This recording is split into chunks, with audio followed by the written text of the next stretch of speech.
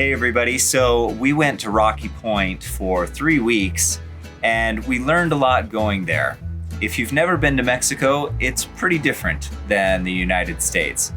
And so we thought we'd share our top 10 tips to help you get to Rocky Point safely and back and have some fun doing it. All right, let's do it. All right, first off, let's get the basics out of the way. It's called Rocky Point by Americans. Its real name is Puerto Peñasco, although you might have also heard it called Arizona's Beach. People speak Spanish there, although plenty also can speak English.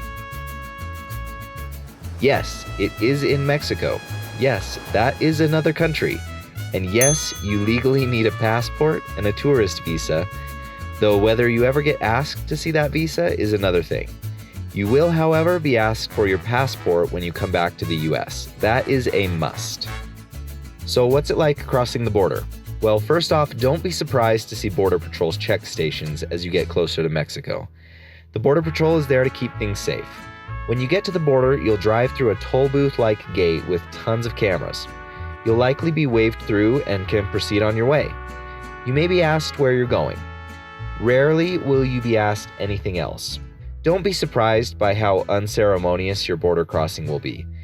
You technically are supposed to get your tourist visa stamped at the border immigration office, though not many people do for Rocky Point. We personally like to play it safe. The visa is called an FMM, and it's free for stays of 7 days or less, and it costs about $25 for longer stays. Driving in Mexico. So Mexican speed limits are in kilometers per hour. Look at your speedometer. You see those small numbers? Use those ones.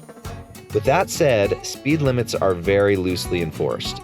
Nobody in Mexico goes the speed limit, just so you know. In our experience, follow speed limits in town, and outside on highways and freeways, go the flow of traffic. Just use common sense, and if a cop decides to stop you for speeding, pay the fine, not the cop. One more word about driving. The roads in Mexico are often not maintained.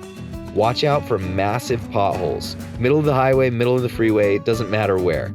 There's gonna be garbage, there's gonna be topes. Just watch out. You need Mexican car insurance to legally drive in Mexico. It doesn't matter how long you are staying. It is cheap and you can buy it from many different companies online.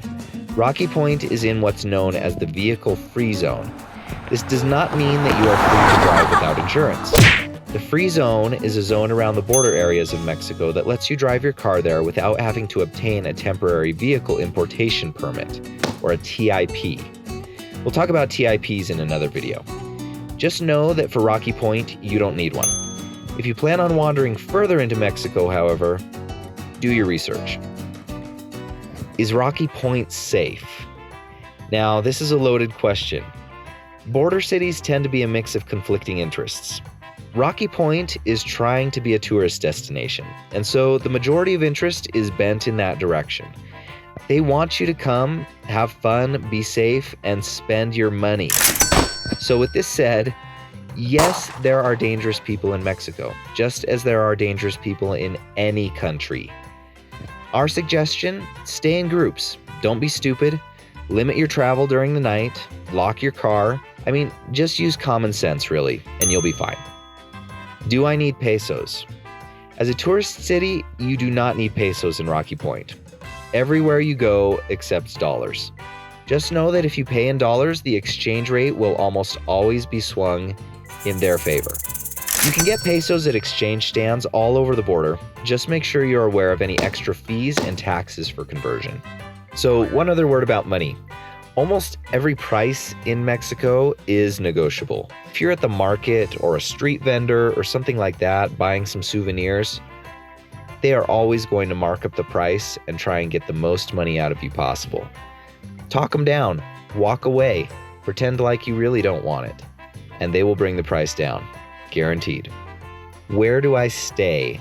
Well, this really depends on how long you will be there. So there are many nice resort hotels in Rocky Point, as well as numerous Airbnb rentals, many owned by Americans.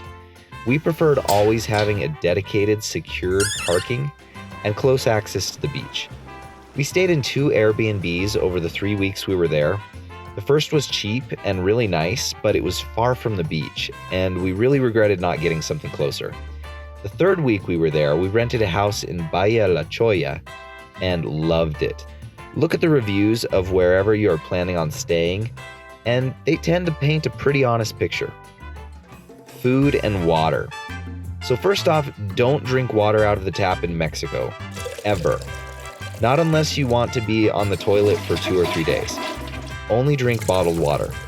As for food, anything you get at a major restaurant will be fine, and it will taste great. If you plan on eating from taco stands on the street, just know that you may be running a risk of getting sick. Food preparation among street vendors often does not meet US standards. With that said, street food can also be some of the best. Our favorite restaurants in Rocky Point were La Casa del Capitan. Going there at sunset is just magical. And Puesta del Sol was another one that we really liked. We also tried Wrecked at the Reef, but their 10% tourist tax was a real turnoff. The beach. This is why people come to Rocky Point. Well, one of the reasons. The beach here is on the Sea of Cortez, and there are several different stretches of beach to visit in Rocky Point. The main beach is called Sandy Beach, which turns into Playa Hermosa at a certain point. This beach is the one in front of all the resorts. It's the cleanest and it's very well kept up. Other beaches can actually really get pretty dirty. We were really turned off by how dirty Las Conchas was around the Mi Playa area.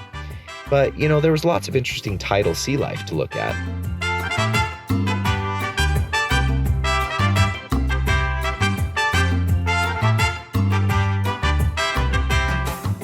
Also be aware that there can be jellyfish and stingrays in the ocean, depending on the time of year. We also really enjoyed the far end of Sandy Beach out by Muelle Oeste. It's right next to Wrecked at the Reef. At low tide, there were all sorts of interesting sea creatures and shells to find.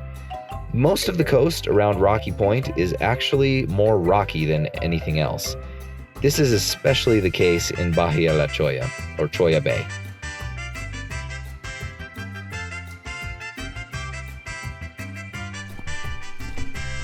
Are we there yet?